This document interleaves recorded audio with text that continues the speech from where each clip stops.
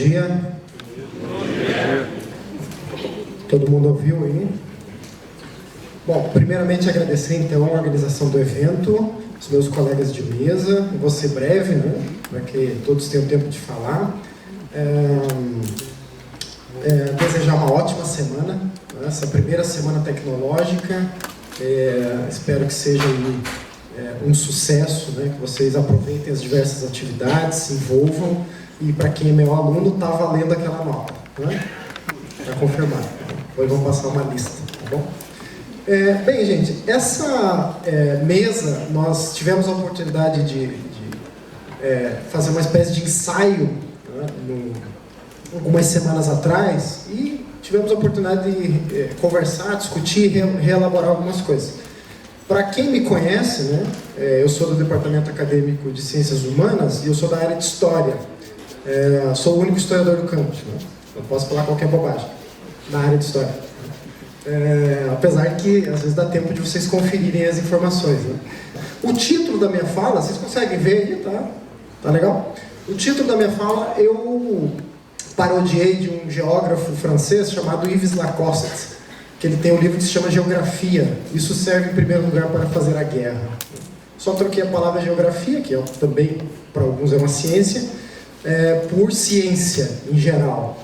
Então a ciência serve em primeiro lugar, serviria em primeiro lugar para fazer a guerra. Essa seria a provocação inicial. E toda essa palestra, gente, a minha fala aqui, vai ser no sentido de dizer que nós estamos perdidos, tá? Para resumir. Mas, quem sabe, haja algum tipo de esperança no final, vamos ver. Então, os meus alunos também conhecem esse autor, né? O pessoal da História da Técnica e da Tecnologia, que é uma disciplina que eu ministro, de vez em quando, conhece o Sapiens, né, do Harari, né? Tem que ler um capítulo lá, fazer uma atividade. O capítulo que a gente trabalha chama Descoberta da Ignorância.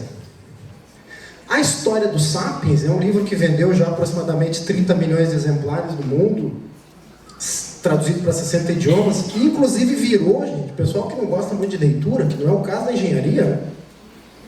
Mas virou, para quem quiser interesse, tem uma versão em quadrinhos, né? Eu trouxe uma das páginas aqui que traz o Einstein, né? E traz uma ideia importante do Harari, que é a ideia de que o progresso da humanidade enquanto espécie se deve a um tipo de cooperação e colaboração entre nós. Isso se dá em vários níveis e de diversas maneiras. Um deles acontece agora aqui, nessa nossa conversa, né? Nós estamos aqui de alguma maneira cooperando, trocando ideias, porque acreditamos, apesar das diferenças de formação, de crença, de ética, de moral, acreditamos em alguns valores que temos em comum. Um deles, talvez o principal, é a nossa crença no conhecimento. Nós acreditamos de alguma maneira no poder do conhecimento. Vocês não estariam aqui assistindo uma palestra na segunda-feira, de manhã cedo, apesar do assunto ser interessantíssimo, tá? Então vejam, eu trouxe a capa, gente, não sei se vocês repararam, eu trouxe a capa da edição em castelhano do Sapiens, tá? Não da nossa edição nacional, tá? Por quê? Porque eu achei o subtítulo da edição em castelhano do Sapiens mais interessante, tá? Não sei se vocês conseguem ver aí, ó, mas está ali o Sapiens, né? Na nossa edição nacional, está lá uma breve história da humanidade, nós enquanto espécie. Obviamente que o Sapiens chamou de breve de forma irônica, né? Porque é uma macro história da nossa evolução enquanto espécie coletiva, a partir, esse é o centro da análise dele, a partir dessa ideia poderosa de que o conhecimento e o saber é que transformaram a nossa realidade coletiva enquanto comunidade. Então, essa edição nacional, né, vai ser lá uma breve história da humanidade. Aí em castelhano ficou mais legal do meu ponto de vista, né? Porque ele diz assim, ó, Sapiens, de animais a deuses. O livro que o Harari publica depois do Sapiens se chama Homo Deus. Não coloquei imagem, vocês podem dar um Google e observar a capa. A nossa edição nacional é uma capa preta. E a tese do Homo Deus vai ser justamente essa, de que Sapiens, seres que conhecem, que sabem, nós passamos a cortejar, pelo menos, ou vislumbrar a perspectiva da eternidade. Seja do ponto de vista médico, farmacêutico, ou do ponto de vista tecnológico, tá? Técnico. Essa é a tese dele. Tá? E por que eu gosto do Harari também? Porque ele vai ter uma tese que é um pouco diferente da minha galera de humanas. A galera de humanas vai ter uma perspectiva muito negativa em relação ao progresso científico, técnico e tecnológico. Essa é um pouco a função das ciências humanas, né? Fazer a crítica dos saberes, do conhecimento, da ciência e as relações desses saberes com os poderes instituídos. Toda ciência serve a algum tipo de crueldade. Essa é uma frase de um filósofo que eu gosto, chamado Michel Foucault. O Foucault vai dizer isso. Todo conhecimento serve a algum tipo de crueldade. E ele vai argumentar, nos estudos dele, nessa fase em que ele solta essa, né, ele estava muito preocupado com a medicina e com a psiquiatria, com a psicologia. Mas ele vai estudar outras áreas de conhecimento também. Então pensem aí, né, que tipo de crueldade o conhecimento que vocês produzem, que nós produzimos, serve. Que serve a algum tipo de crueldade. Então, seguindo, bom, o quadrinho aqui, ele vai fazer uma graça, né? Ele vai demonstrar essa tese da formação de comunidades que compartilham coisas, tá? Então, é um pouco assim, ó, o espírito do início aqui da nossa discussão, eu parto do século XIX, a gente poderia fazer essa história longa que o Harari faz, de 200 mil anos do Sapiens, mas eu parto do século XIX, que é o século que eu me sinto mais confortável, que eu acho que interessa mais aqui, que é o século da Revolução Industrial, que é o século do progresso técnico, científico, de algumas ideias que vocês acreditam muito, que é, por exemplo, a do gênio inventor, tipo aquele cientista maluco, né? Então, essas ideias vão se consolidando no nosso imaginário a partir do século XIX, o século da eletricidade, o século da energia a vapor, o século da fotografia, o século do cinema, também invenções, máquinas que foram criadas para capturar o movimento, o tempo. O tempo é uma coisa que modifica no século XIX. Não o tempo em si, né? Não vamos discutir essa noção abstrata, mas a nossa percepção e as nossas relações com o tempo. Se essas coisas mudam, a relação entre nós também muda. Então, a aventura da ciência, a gente pode dizer assim, se vocês quiserem, moderna, contemporânea, do século XIX para cá, é o casamento da ciência, dos saberes, com os impérios, com os governos, com os estados imperiais. As experiências imperialistas do século XIX, os grandes impérios, eles vão principalmente à África e à Ásia e vão recolonizar ou colonizar esses territórios, dependendo de qual a gente está falando, com a ajuda da ciência. Então se constitui todo um tipo de ciência, agora entre aspas, por exemplo, a partir da noção de raça. E é aí que eu vou caminhar na minha conversa com vocês aqui para fazer a crítica desses saberes, né? Falar principalmente de nazismo. Bom, o contexto da Segunda Guerra Mundial, né? É um pouco o contexto que eu vou trazer os dois exemplos dos dois cientistas que eu quero falar mal hoje, né? Que são químicos e engenheiros, tá? Um químico e um engenheiro. Tá?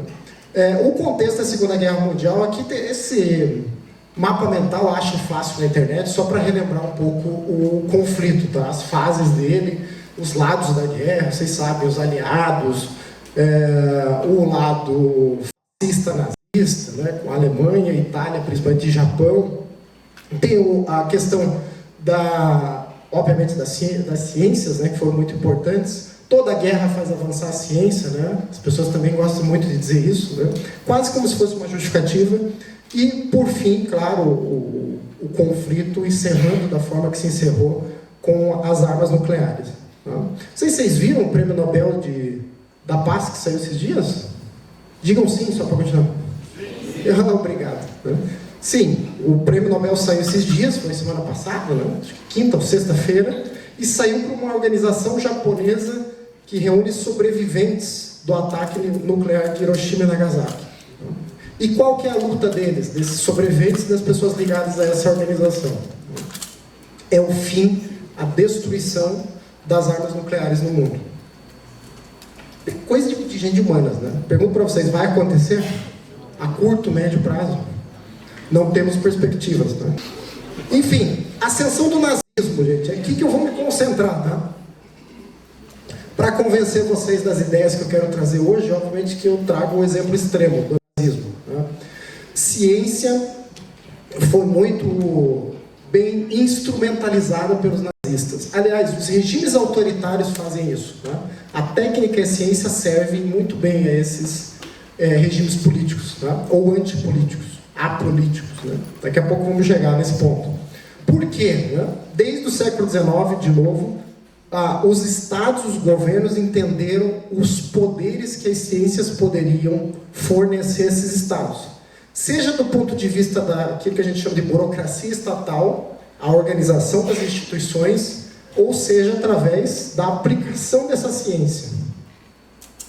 Claro, o exemplo mais óbvio são as armas de guerra, né? Então, volto ao título irônico da minha apresentação aqui, né? Ciência serve em primeiro lugar para fazer a guerra. Então, a gente pode estender a todas. A medicina, por incrível que pareça, né?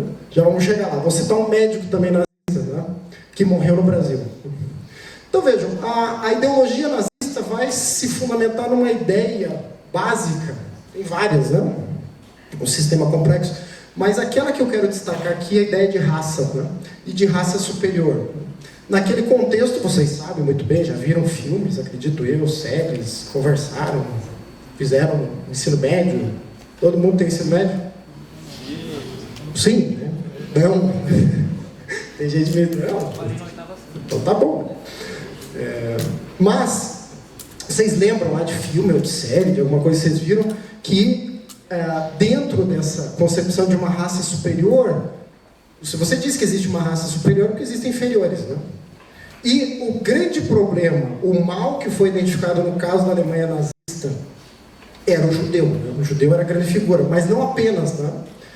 Outros grupos étnicos também foram perseguidos. E também outros grupos sociais foram perseguidos, tá? Deixa eu vou lembrar de todos, tá? Judeus, negros, homossexuais, deficientes mentais, mentais e físicos, né? Que mais? Testemunhas de Jeová. Depois me perguntem por quê. Seguindo então, bom, tá aqui o médico, tá? Médico entre aspas, tá, gente? Eu deveria ter colocado aspas, né? Esse sujeito aí, Joseph Mengele. Pra vocês terem ideia, morreu de forma curiosa, ele morreu nadando na praia, no final de semana, se divertindo, e ele já estava lá com 60 e poucos anos, né? Ele morreu no Brasil, gente, esse cara. Ó. Um dos maiores monstros do nazismo e um dos arquitetos da chamada solução final. Né?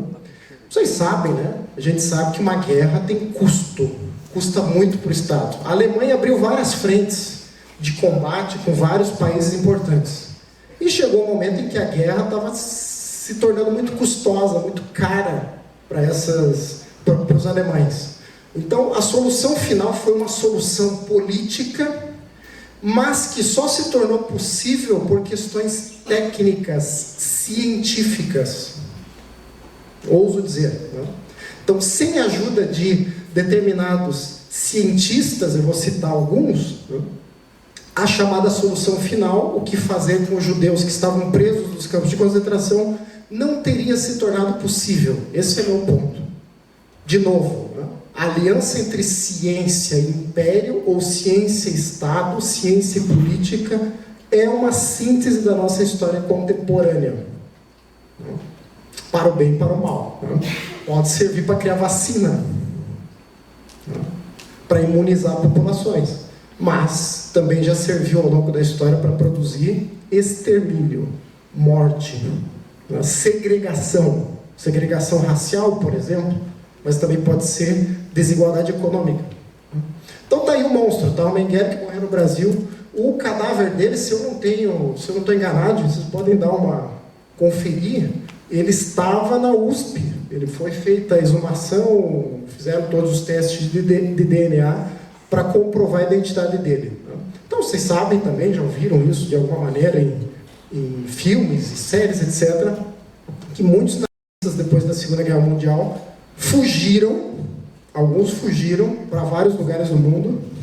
Já vou falar de outro que foi preso em Buenos Aires, mas muitos foram contratados e recebidos em outros países. Os casos mais famosos são os cientistas que os americanos acolheram nos Estados Unidos e que passaram a trabalhar naquilo que ficou conhecido como o Projeto Manhattan. E trabalharam em várias coisas, tá? Engenheiros, físicos, médicos. Então, quando o pessoal de humanas diz que o nazismo ele foi derrotado do ponto de vista político, mas em outras áreas talvez nem tanto, é verdade. Porque a ciência que muitos desses cientistas desenvolviam na Alemanha nazista, ela continuou de alguma maneira nos países ditos democráticos, liberais e assim por diante. Então vejam, o capital, ele não se importa com o que está acontecendo, muitas vezes. Ele se interessa com os resultados. Então era nazista? Era. Matou gente. Ajudou. Fez um gás ali, né? Fez um experimentozinho científico ali, né? Trocou a cabeça de uma pessoa para outra, para ver o que dava, injetou alguma doença, mas era ciência, né? Vamos acolher esse cara. Muitos deles não foram nem julgados, gente, pelos seus crimes. O Mengele fugiu para o Brasil, mas muitos cientistas que foram acolhidos pelos Estados Unidos não foram nem a julgamento. Viveram muito bem na América. Bom, a solução final, então, né, como eu estava dizendo, foi uma decisão política, mas que se tornou possível por um conjunto de elementos técnicos e tecnológicos. O principal deles, ou aquilo que vale a pena destacar aqui do meu ponto de vista, é o gás, né? Eu acho que os meus colegas químicos vão falar melhor, né? A professora Raquel pode falar melhor. Que é o Zyklon-B, o principal, né? Foi desenvolvido como um gás que tinha determinado propósito, mas acabou servindo para matar gente em câmara de gás. Por quê? Porque lá no contexto da guerra era mais barato do que uma bala para cada cabeça. Bom, a solução final então, né? A definição. Extermínio sistemático com o objetivo de eliminar os judeus, mas todos os presos de campos de concentração, não só os judeus, né? Como eu disse, os gays, os negros, estrangeiros em geral, testemunhas de Jeová, deficientes físicos e mentais e assim por diante. Então era uma solução mais eficaz do ponto de vista técnico. Isso é importante dizer. E vejam, outra curiosidade, né? O livro terrível, né? Terrível porque é ruim de escrita, do Hitler, chamado Mein Kampf, A Minha Luta, que ele escreveu em 25, desculpa, ele estava preso, já previa o extermínio em massa de pessoas. Ele não sabia como, ele não diz no livro como, de que maneira, mas ele já previa no livro que essas pessoas deveriam ser exterminadas em massa, mortas, eliminadas desse nosso planetinho. Então vejam, aqui tem um ponto interessante, né? O líder, o ideólogo já previa, ele tinha uma certa concepção sobre o que deveria ser feito, que depois se torna tecnicamente viável. Aqui a famosa entrada de Auschwitz, né? Aí aquela inscrição terrível, né? Que está lá no campo, né? Vocês lembram o que está escrito, né? O trabalho liberta.